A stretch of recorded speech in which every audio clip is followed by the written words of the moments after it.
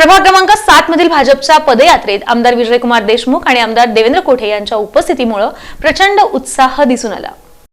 ढोल ताशांचा गजर, आमदार विजयकुमार देशमुख आणि आमदार देवेंद्र कोठे यांची एकत्र प्रमुख उपस्थिती आणि जागोजागी नागरिकांनी केलेलं औक्षण, पुष्पवृष्टी करत उमेदवारांचं केलेलं स्वागत अशा उत्साही वातावरणात प्रभाग क्रमांक 7 मधील भाजपच्या पदयात्रेत बुधवारी हजारोंची गर्दी उसळली।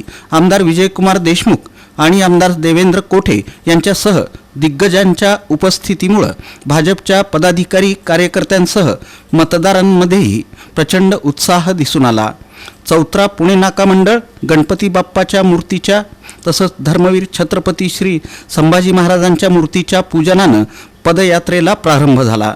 यावेळी पुरुषोत्तम बर्डे, प्रभाग 7चे निवडणूक प्रमुख श्रीकांत घाडगे, उमेदवार आनंद कोलारकर, पद्माकर काळे, उत्तरा बर्डे बचुटे, श्रद्धा पवार, भाजपच्या सरचिटणीस सुधा अळ्ळीमोरे, सतीश कुदळे, किरण पवार यांची प्रमुख उपस्थिती होती।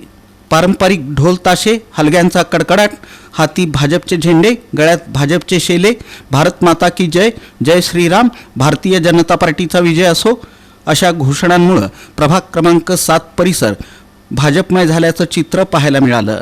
यावेळी कार्यकर्त्यांनी पालकमंत्री जयकुमार गोरे, आमदार विजयकुमार देशमुख, आमदार देवेंद्र कोठे, शहर अध्यक्षा रोहिणी तडवळकर यांच्या छबी असलेले फलक धरले होते।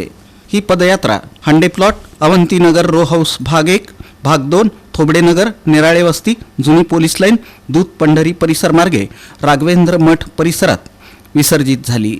मतदारांनी जागोजागी भाजपच्या उमेदवारां या पदयात्रेचं स्वागत केलं।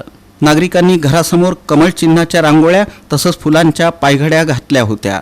उमेदवारांचं औक्षण करत पुष्पवृष्टी करून आमदार विजयकुमार देशमुख, आमदार देवेंद्र कोठे आणि उमेदवारांचं स्वागत करण्यात आलं। क्रमांक 7च्या भारतीय जनता पार्टीच्या विजयाची ही नांदी आहे। आज खऱ्या अर्थाने भारतीय जनता पार्टीच्या प्रचाराला या प्रभागामध्ये सुरुवात झालेली आहे।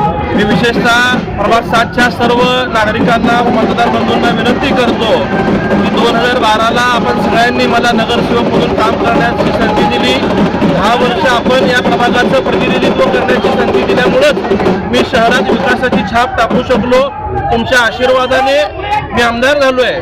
मी निश्चितच लय मतदारसंघाचा आमदार म्हणून काम करत असताना प्रभाग क्रमांक 7 हे माझं घर आहे, माझं कुटुंब आहे।